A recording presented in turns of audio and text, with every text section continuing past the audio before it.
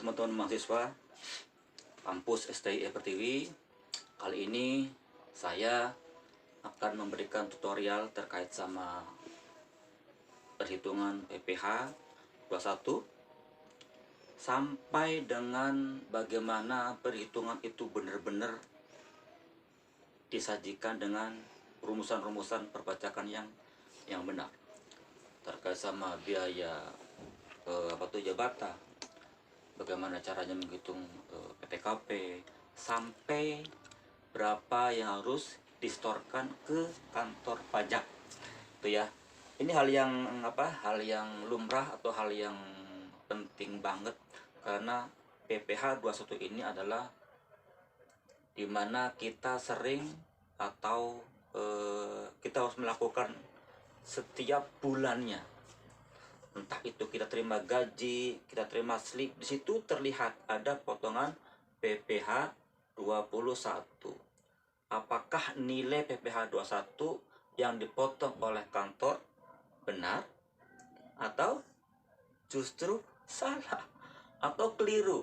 Nah, nanti kita bahas bareng-bareng bersama tutorial saya.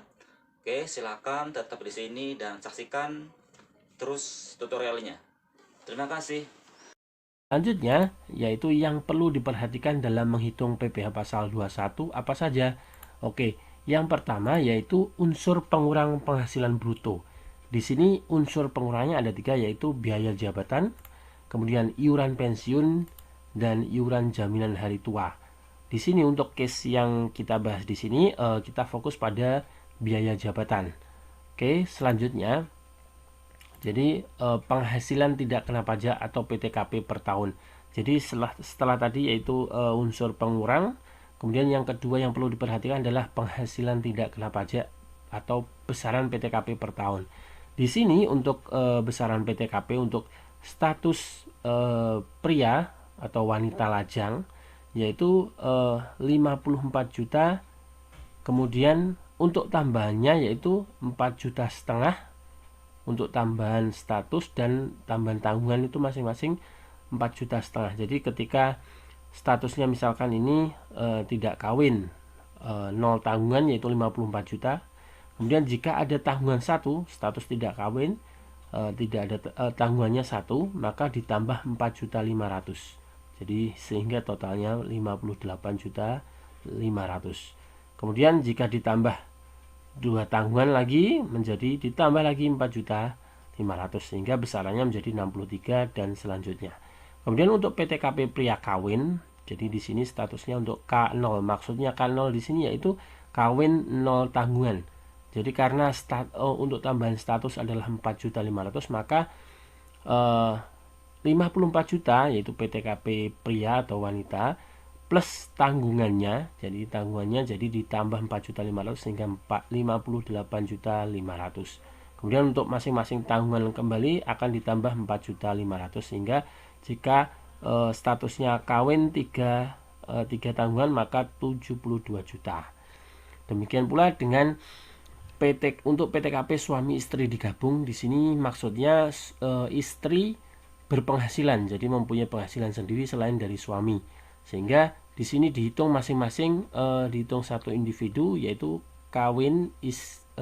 KI, jadi kawin istri berpenghasilan 0 tanggungan. Jadi kenapa kok ketemu 112.500 dari masing-masing? Jadi karena masing-masing berpenghasilan, maka antara pria dan wanita dihitung masing-masing 54 juta. Kemudian sehingga ketemunya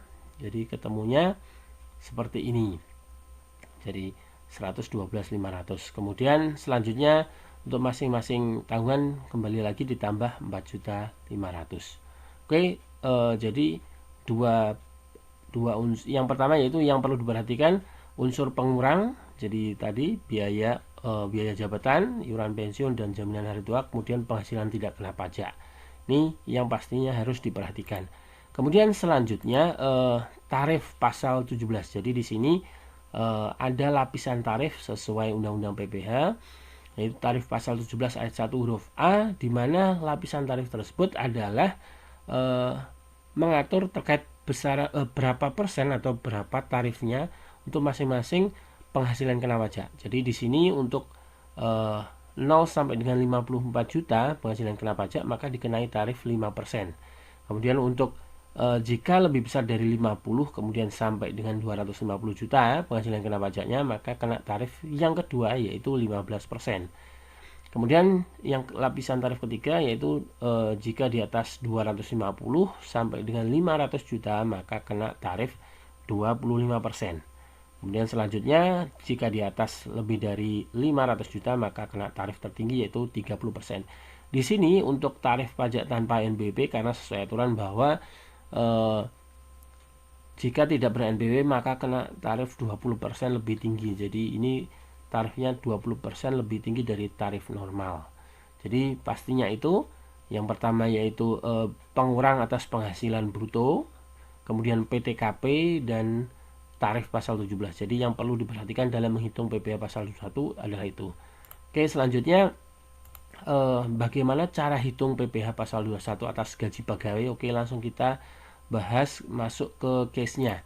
Jadi di sini untuk contoh kasus yaitu PT Emas Barokah mempunyai karyawan yang bernama Tuan Agung Budi yang berposisi sebagai manajer dengan gaji pokok per bulan sebesar 15 juta dan tunjangan per bulan sebesar 2.500.000. Tuan Agung Budi mempunyai 1 orang istri dan 2 orang anak. Berapa PPh pasal 21 yang harus dipotong oleh PT Emas Barokah dalam 1 bulan? Oke, itu kasusnya.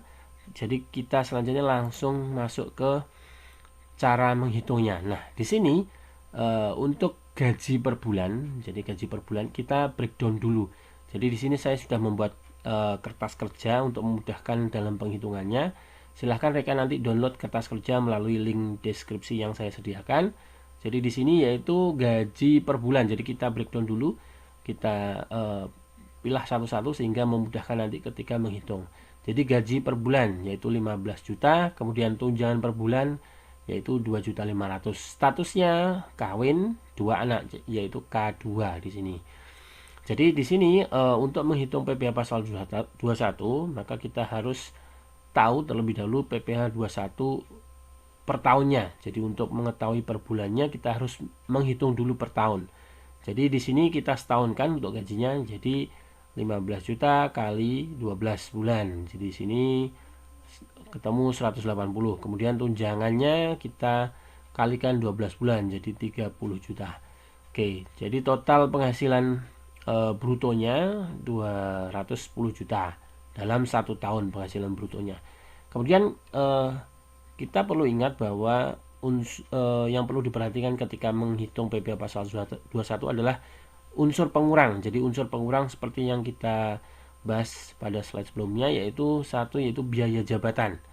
Nah, biaya jabatan di sini ada aturan bahwa untuk biaya jabatan adalah sebesar 5% dari penghasilan bruto.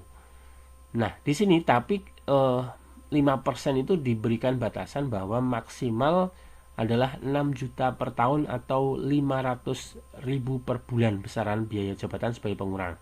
Nah, di sini karena 5% dari 210 adalah 10.500.000, maka karena sesuai aturan maksimal hanya boleh dimasukkan sebesar 6 juta karena sesuai aturan seperti itu 5% paling banyak 6 juta dalam 1 tahun atau 500.000 per bulan. Maka kita masukkan secara maksimal yaitu 6 juta ini besaran biaya jabatan sebagai pengurang yaitu 6 juta. Sehingga ketemu namanya penghasilan bersih. Nah, penghasilan bersih di sini kita kurangi dengan namanya PTKP. Nah, PTKP besaran PTKP tadi yaitu statusnya kawin 2 anak. Jadi kita PTKP K2 adalah 67.500 sehingga ketemu penghasilan kena pajaknya 136.500.000. Jadi 136.500.000 itu penghasilan kena pajaknya dalam 1 tahun. Oke, karena selanjutnya untuk menghitung maka step selanjutnya terkait lapisan tarif. Jadi seperti yang kita bahas pada slide sebelumnya, lapisan tarif adalah di sini 5%, 15, 25 sama 30.